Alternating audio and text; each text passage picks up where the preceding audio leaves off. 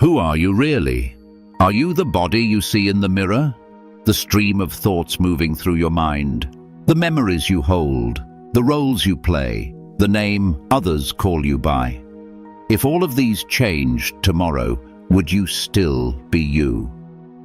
Buddhism teaches that what we call the self is not a fixed, solid entity, but a constantly shifting process, a collection of conditions coming together, moment by moment. Yet most of us live as if there is a permanent me, something unchanging to protect, prove, and perfect. And this illusion, subtle but powerful, is the root of so much quiet suffering. Today, we'll explore why the self you believe in may not be as real as it seems, and how loosening your grip on that self can open the door to a freedom deeper than you've ever known. Let's begin. 1. The constructed self, a story woven from moments. Close your eyes for a moment. Notice a single thought. Perhaps it says, "I am listening." Another thought might arise, "I am curious. I am learning." Each of these feels personal, as if there is a solid I behind the words. But look closer. Can you find the one who thinks? Or is there just thought arising and passing like clouds in a vast sky? Buddhism calls this investigation anatta, the teaching of not self. The Buddha taught that what we take to be me is just 5 changing processes, known as the 5 aggregates: form, rupa, the body, sensations, physical elements; feeling, vedana, the pleasant, unpleasant, or neutral tones that arise with each experience; perception, sana, how we recognize and label the world; mental formations, sankhara, thoughts, emotions, habits, intentions; consciousness, vijnana, the bare knowing of experience. None of these aggregates, by themselves or together, can be found to be a solid self. They are like a river, always flowing, never fixed, and yet the mind stitches them together into a continuous story. This is me. This is who I've always been. This is who I must protect. This story becomes our anchor, but also our prison. 2. How clinging to self breeds suffering. Why does this illusion matter? Why not simply enjoy our sense of identity, even if it's not ultimately true? Because when we believe in a fixed me, we inevitably begin to cling to the body, fearing its aging, illness, and death; to our beliefs and opinions, feeling threatened when others disagree; to our roles and titles, terrified of failure or loss; to our past and future, weaving endless stories to preserve our image.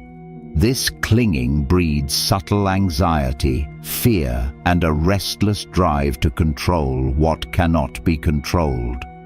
The Buddha compared it to holding a burning torch against the wind. The harder we grip, the more we suffer. In truth, everything we identify as me is impermanent.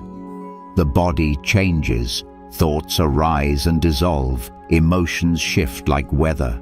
The people who affirm our identity will someday leave, or we will. When we cling to something so unstable, suffering is inevitable. 3. Seeing through the illusion, a practice of direct observation.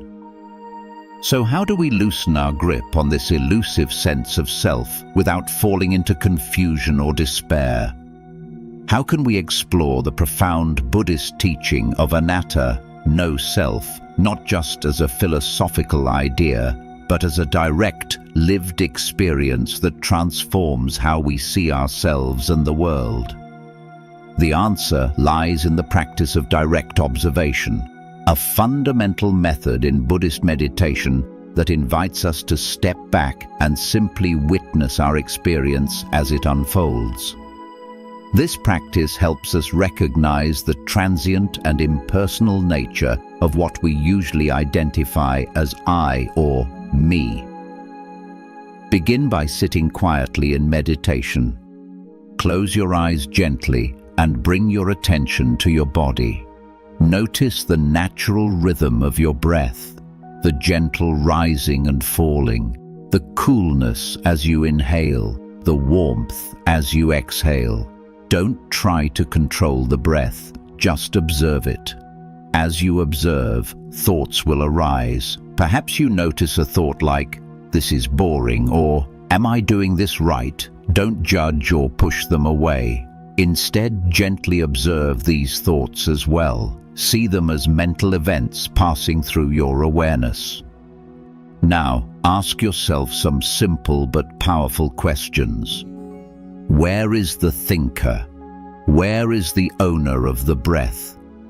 Can you find a fixed, unchanging self behind these passing experiences?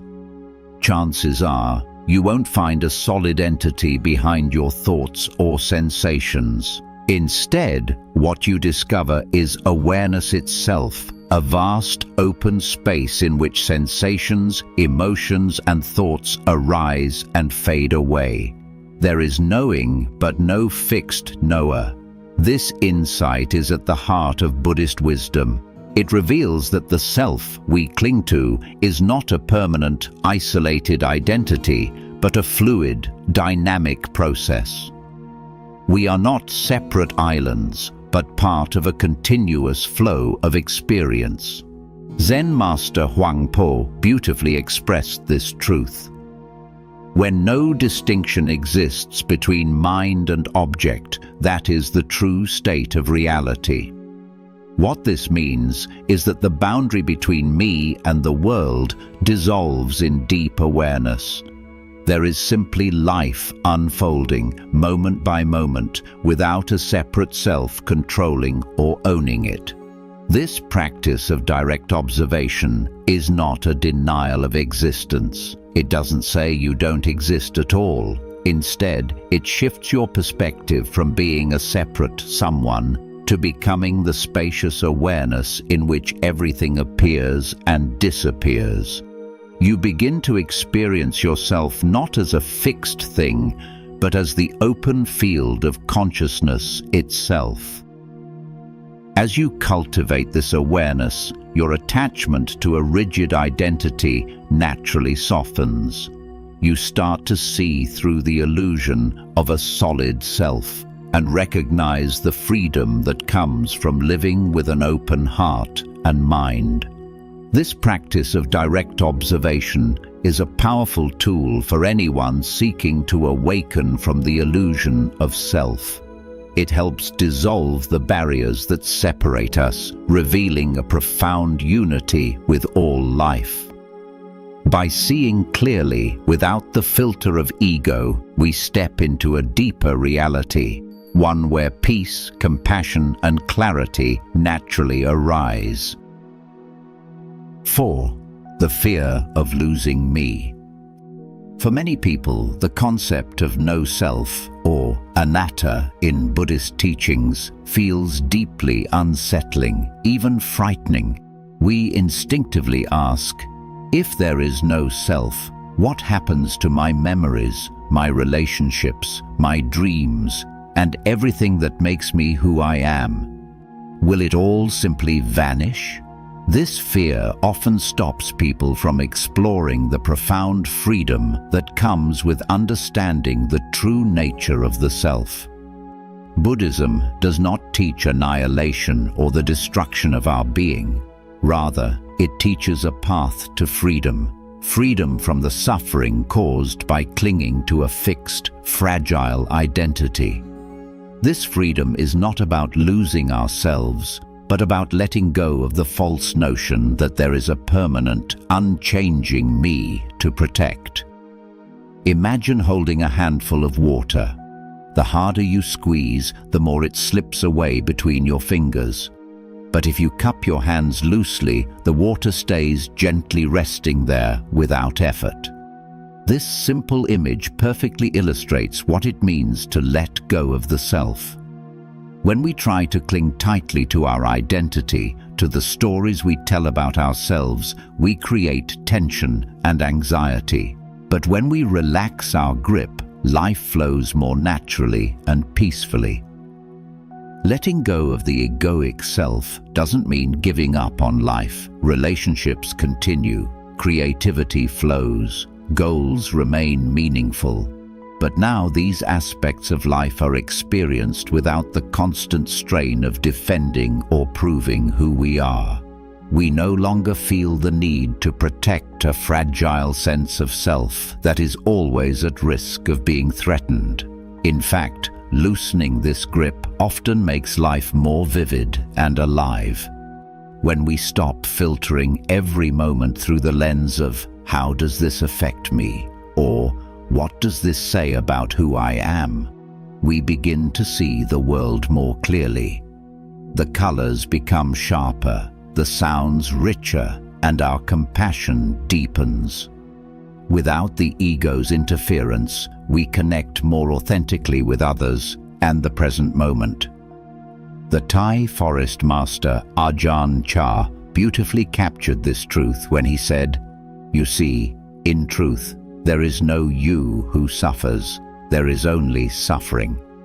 When you understand this deeply, suffering begins to end. This insight reveals that suffering is not something inflicted on a fixed self, but a shared experience arising from the conditions of life itself. By releasing the illusion of a permanent self, we open the door to profound healing and peace. Understanding the fear of losing the me is an essential step on the spiritual path. It allows us to face our resistance and move toward a deeper truth, that true freedom lies not in holding on, but in letting go. 5. The role of impermanence, anicca. The teaching of anatta, the doctrine of no self, is inseparable from another essential Buddhist truth, anicca, or impermanence.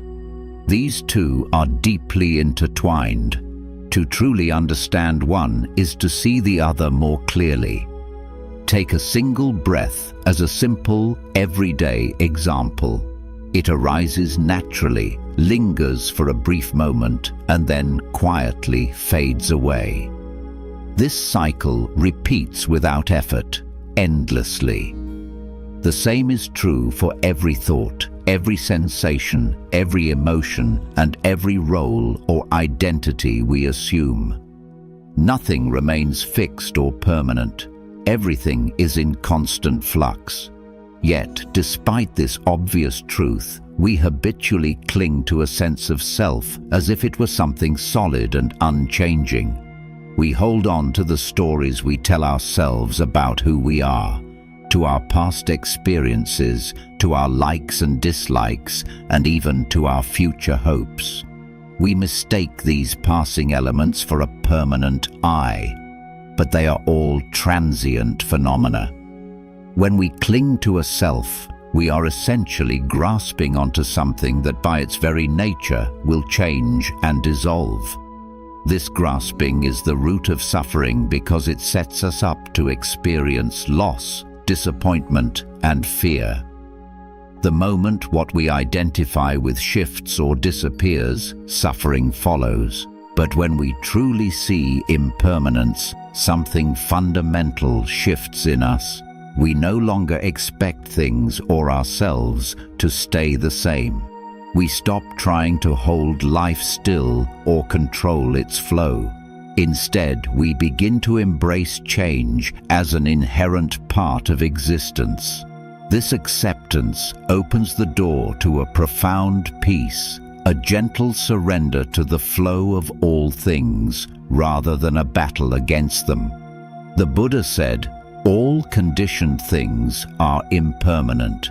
When one sees this with wisdom, one turns away from suffering. When we integrate this insight deeply, we realize that clinging to permanence is a futile effort. Life's essence is movement, change, and becoming something new from moment to moment. The moment we relax our grip on permanence, we begin to live with more ease. We find a deeper freedom in the very impermanence that once seemed so threatening. 6. The fruits of letting go. What happens when we genuinely loosen our grip on the self? When we stop trying to hold on to a fixed identity, a solid I, what blossoms in that open space is nothing short of profound transformation. 1. Compassion deepens. The first fruit of letting go is a deepening of compassion.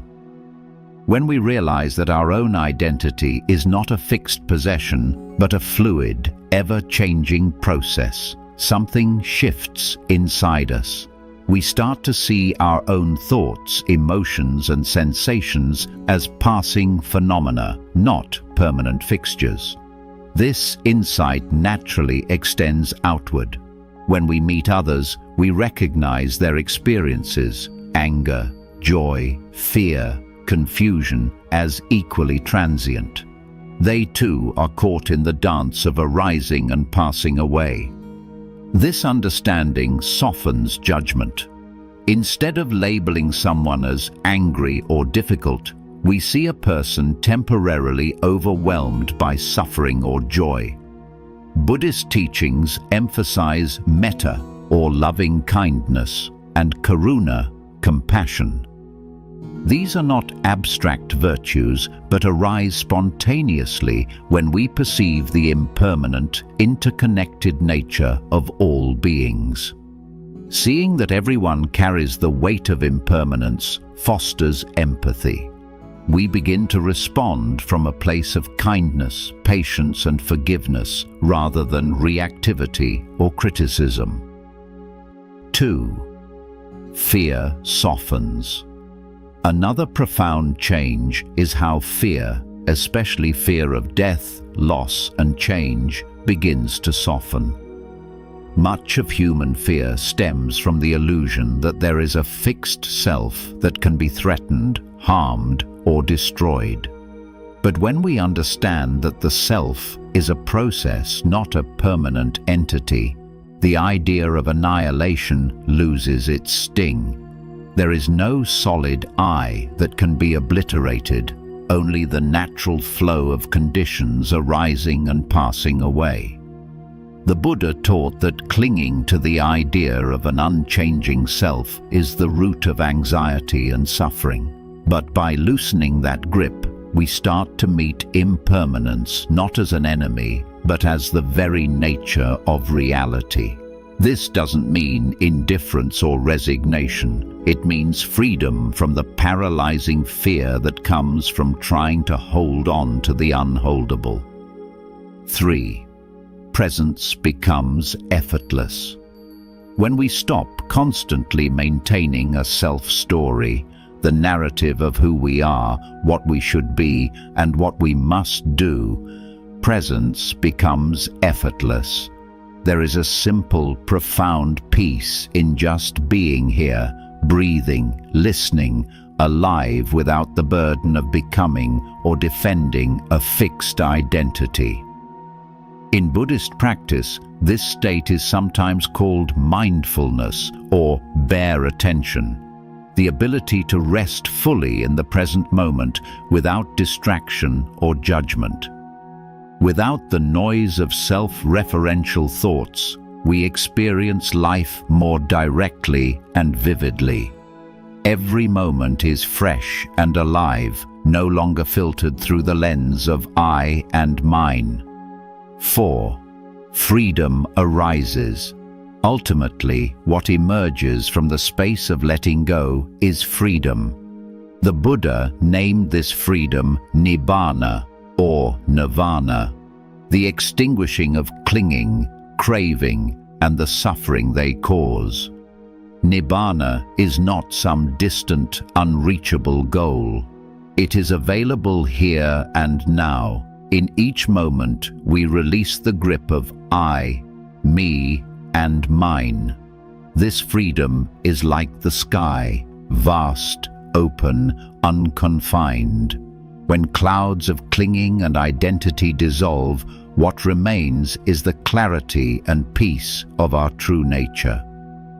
The Diamond Sutra, one of the most profound Mahayana Buddhist texts, beautifully captures this teaching.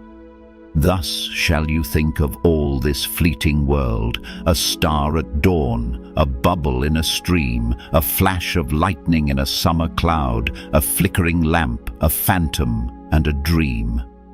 This imagery invites us to see the world and ourselves not as solid and permanent, but as luminous and ephemeral.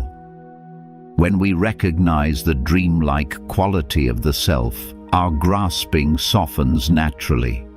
We stop clutching tightly to identities, achievements, or fears.